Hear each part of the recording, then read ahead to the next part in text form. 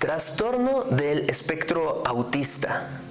Esa es una palabra que aterroriza a cualquier padre que lleva a su hijo al médico porque vio que tiene algunas actitudes o características diferentes. El escuchar trastorno del espectro autista suena como a una palabra terrorífica que no tiene solución, que no sé quién tuvo la culpa, qué fue lo que hicimos mal, qué vamos a hacer ahora. ¿Tiene solución? ¿Tiene cura? ¿Qué fue lo que lo causó? ¿Cómo puedo yo tratarlo? Lamentablemente al día de hoy sigue habiendo mucho desconocimiento. Y mucho de eso es porque realmente al día de hoy la ciencia sigue estudiando y descubriendo nuevas cosas sobre el origen y el tratamiento del trastorno del espectro autista. Para empezar, a diferencia de enfermedades cuyo origen es muy evidente y claro, y la sintomatología y el proceso de la enfermedad sigue un patrón, el espectro autista es muy diferente porque cada niño es diferente. ¿Qué es el trastorno del espectro autista? Es causado por alteraciones en el momento en que el cerebro del bebé se está formando en el vientre de su madre. Algunos factores externos que al día de hoy siguen descubriéndose que hacen que esto se le llame una alteración del desarrollo neuronal durante el embarazo. Eso quiere decir que no es una sola causa del autismo, sino que puede ser cualquier causa ambiental o endocrina dentro del útero de la mamá. Así que, en primer lugar, no es algo hereditario, genético, no es algo que es culpa de los genes del papá o de la mamá, porque pues obviamente debe ser bastante frustrante el imaginar o considerar que tal vez fue mi culpa o la culpa de mi pareja, y no, además también un miedo de decir, pues entonces no voy a poder tener más hijos porque también van a tener espectro autista. Definitivamente no, porque al no ser algo genéticamente determinado, entonces no hay una razón por la cual tener miedo de tener otros hijos. Y eso también hace que sea muy complicado el tratamiento, el diagnóstico y el pronóstico, porque cada niño es diferente. Las neuronas dentro de nuestro cerebro tienen millones de conexiones y cada una de estas conexiones libera neurotransmisores, neuropéptidos que generan señales que van de un extremo a otro del cerebro para que nosotros percibamos lo que hay en el ambiente, nosotros lo interpretemos y generemos conciencia de ello y podamos actuar al respecto. En el trastorno autista, alguno de esos cables, alguna de estas señales está o muy elevada o está disminuida. Eso quiere decir que un niño con espectro autista no es menos inteligente, no significa que no entiende lo que estás hablando, simplemente el modo como la química de su cerebro responde a los estímulos es diferente. Y ningún niño responde de manera similar, por lo que el tratamiento del trastorno del espectro autista es absolutamente individual. No hay recetas que apliquen para todos, no hay soluciones que si le funcionó a un niño le va a funcionar a todos los demás.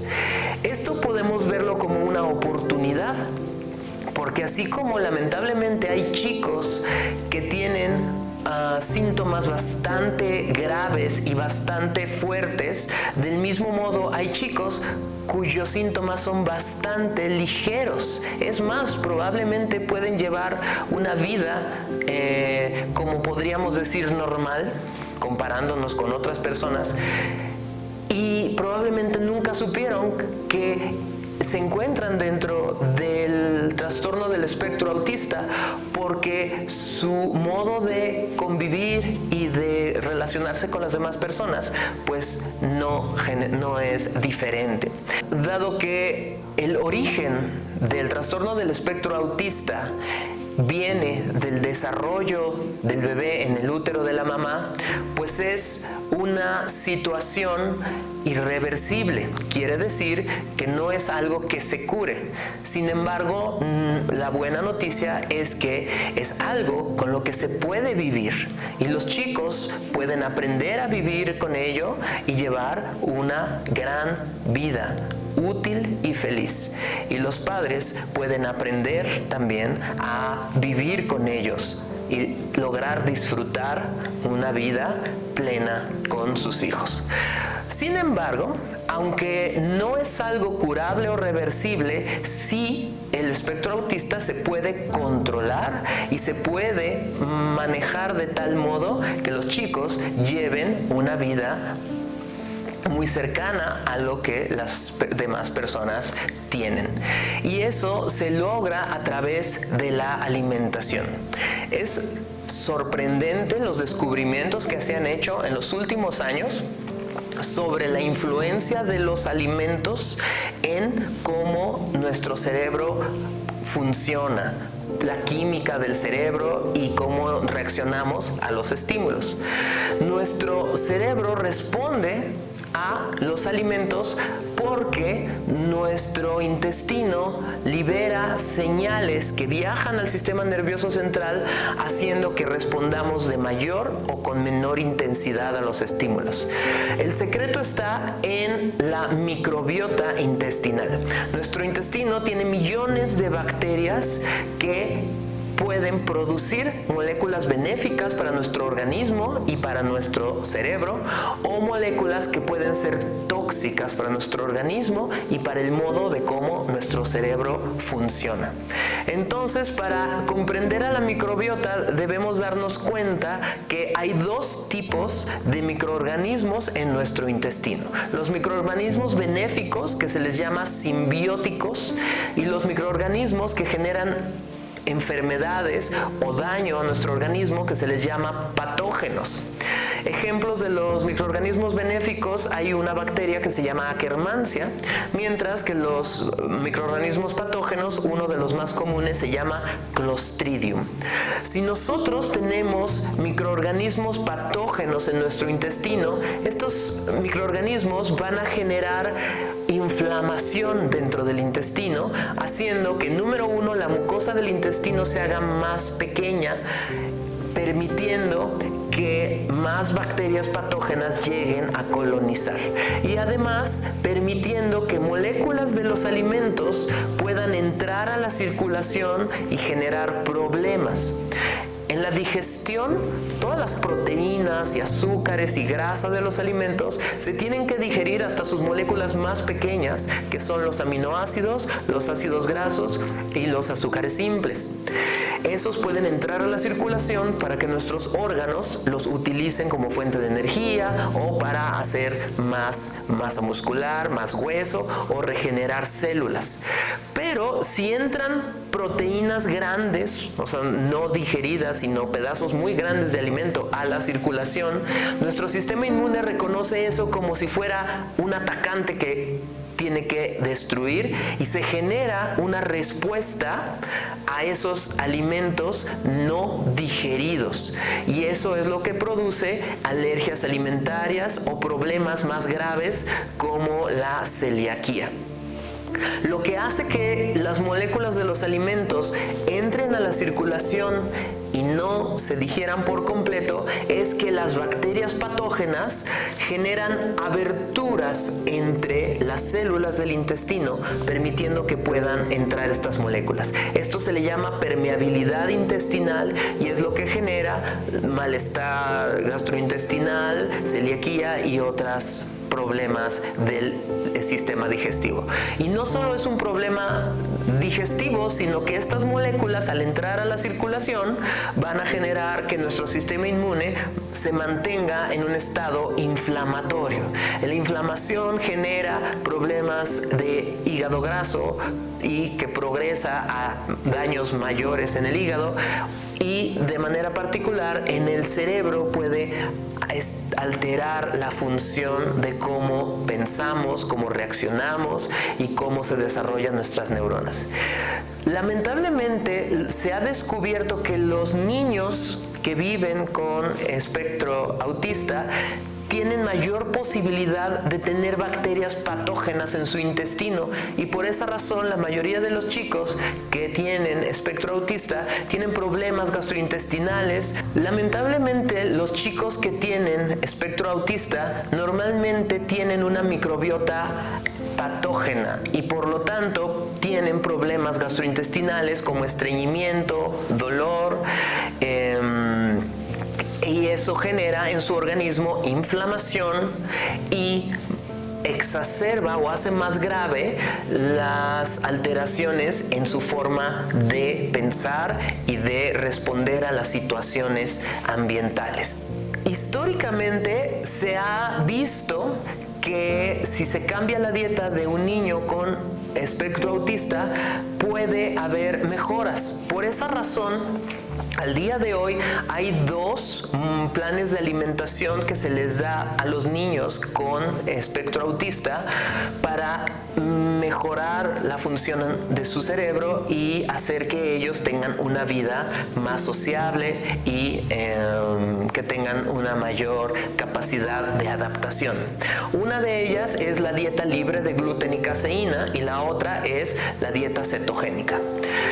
Ambas dietas tienen bastante historia, sin embargo, algo que es muy importante que debemos tener claro es que no hay mucha evidencia que apoya estos tratamientos.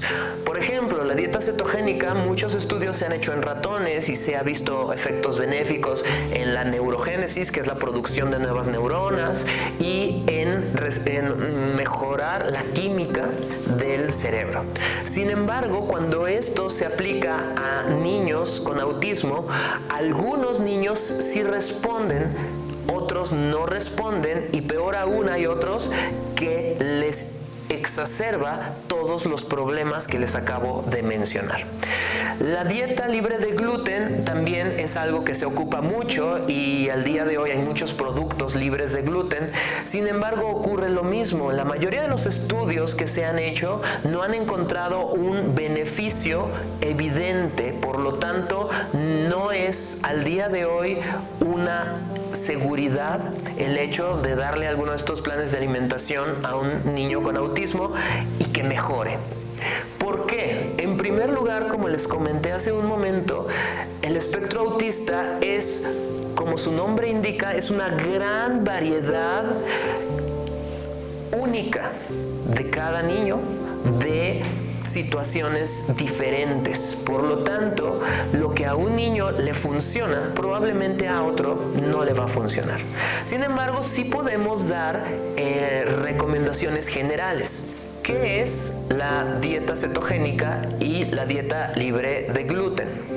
La dieta cetogénica, como su nombre indica, está diseñada para generar un estado de cetosis en el organismo. Eso quiere decir que el organismo se alimente exclusivamente de grasa. Si nosotros restringimos los azúcares, nuestro organismo se tiene que alimentar de grasa y de ese modo las mitocondrias de las células funcionan con mayor actividad. Esta dieta cetogénica se ha visto que tiene un efecto benéfico en, por ejemplo, cuando se tienen ataques epilépticos. Sin embargo, en el espectro autista no hay como una evidencia muy clara y, como les comentaba, hay una gran variedad de efectos, desde un efecto muy bueno hasta un efecto contraproducente. El riesgo de la dieta cetogénica, hablando de nutrición, es que si eliminamos los azúcares, estamos eliminando, por ejemplo, la fruta, estamos eliminando algunos vegetales, estamos eliminando el pan y los productos que provienen de cereales. La microbiota se alimenta de la fibra de los vegetales, las moléculas que tiene la fruta y de también las diferentes polisacáridos que tienen los cereales. Si nosotros a un niño le quitamos la fibra que viene de la fruta, de la verdura o de los cereales, estamos haciendo que su microbiota, si de por sí es patógena o inflamatoria, se vuelve más inflamatoria, haciendo que las alteraciones metabólicas sean peores. Por otro lado está la dieta libre de gluten, que es eliminar toda fuente de trigo. El gluten es la proteína del trigo y por lo tanto es eliminar todas las fuentes de trigo, y la caseína es la proteína de la leche. Si eliminamos el trigo y la leche, lo que estamos evitando es que entren estas proteínas a nuestro organismo. Algunos niños, algunos intestinos no digieren completamente la proteína del trigo y de la leche, y esta gluten y caseína entran a la circulación generando alergia e incluso puede ser grave o mortal. Sin embargo, eliminar todas las fuentes de trigo y lácteos lo que está generando es una dieta muy pobre, porque reduce la variedad de alimentos.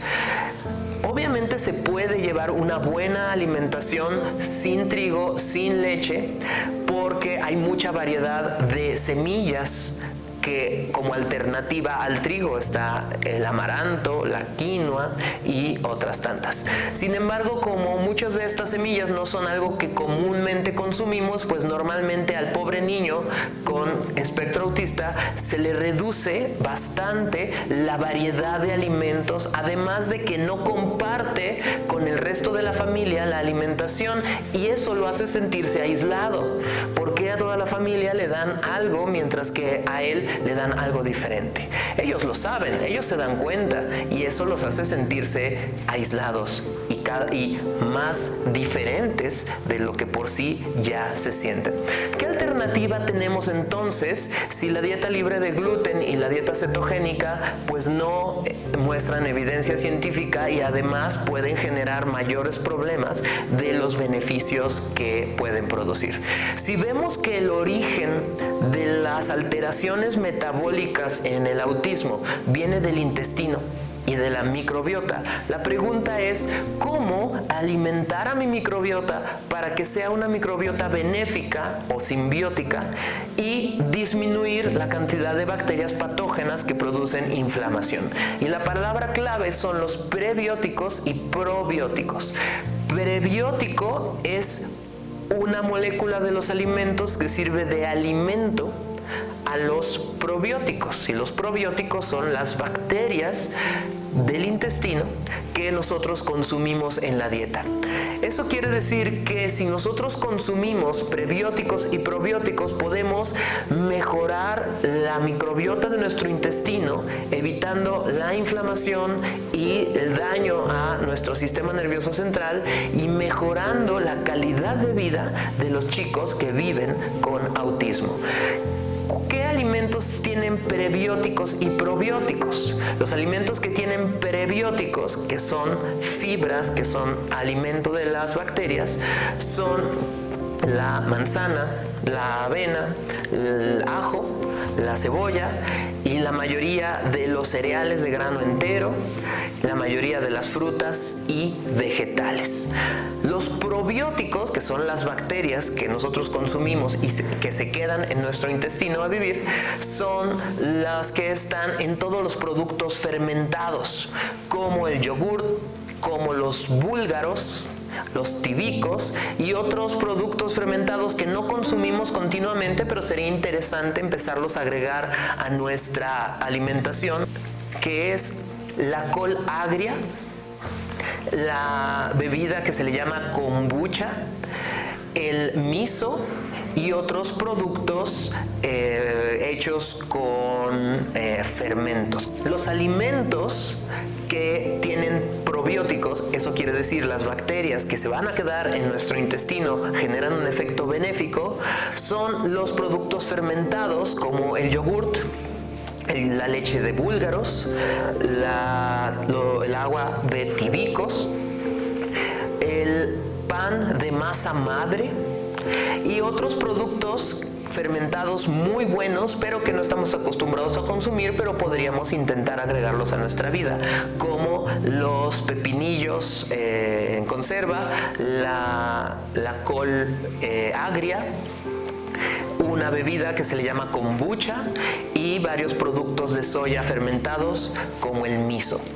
Si nosotros incrementamos el consumo de fruta, verdura, cereales de grano integral y productos fermentados, la microbiota de los chicos que viven con autismo va a mejorar, disminuyendo todos los síntomas gastrointestinales, evitando muchos problemas inflamatorios y metabólicos, y lo más importante de todo es mejorando la función de su sistema nervioso central, haciendo que tengamos una evidente mejora en la socialización, en su modo de llevar a cabo su vida diaria.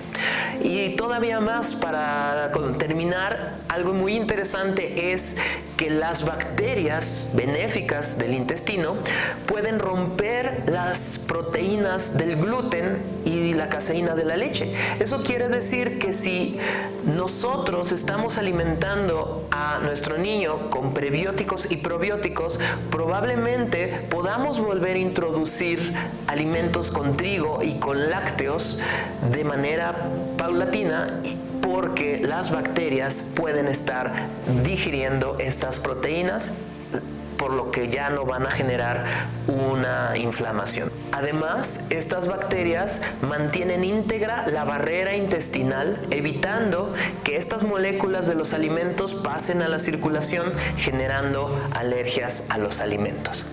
Así que, como conclusión, si agregamos en la alimentación del niño con autismo y en la alimentación del resto de la familia cereales de grano integral, fruta, verdura y productos fermentados, tendremos una vida más sana. Y al contrario, si nosotros reducimos o eliminamos los alimentos que pueden generar una disbiosis intestinal, eso quiere decir el incremento de las bacterias patógenas que van a producir enfermedades, vamos entonces a tener del mismo modo una vida más sana. ¿Cuáles son los alimentos y productos que incrementan las bacterias patógenas? Son los que están hechos con harinas refinadas, con azúcares simples o jarabe de fructosa y un exceso de sal. Eso quiere decir que la mayoría de los productos que venden en el súper y en la tiendita cubren estos requisitos: pan, galletas, cereales para el desayuno. La mayoría de todos los productos empaquetados tienen alguno o todos estos ingredientes que, si uno los consume continuamente, va a exacerbar los síntomas y las características clínicas de un chico con autismo. Por lo que tratar de reducir o incluso eliminar todos estos productos puede mejorar no solo la capacidad de atención y de socialización de un niño con autismo, sino que también su calidad de vida, y junto con la calidad de vida de él, el de toda la familia. Ser padres de un chico con autismo requiere una paciencia, una fortaleza y un amor sobrenatural. Pero hay una gran noticia, y es que Dios nos da la capacidad de amar. Dios nos da la paciencia y nos da la fortaleza que no viene de nosotros. Cuando ya estemos cansados, desesperados y no veamos la solución, Dios nos da una nueva oportunidad y nos da nuevas fuerzas. El mejor acompañante en la vida con un chico con autismo es ir de la mano de Dios.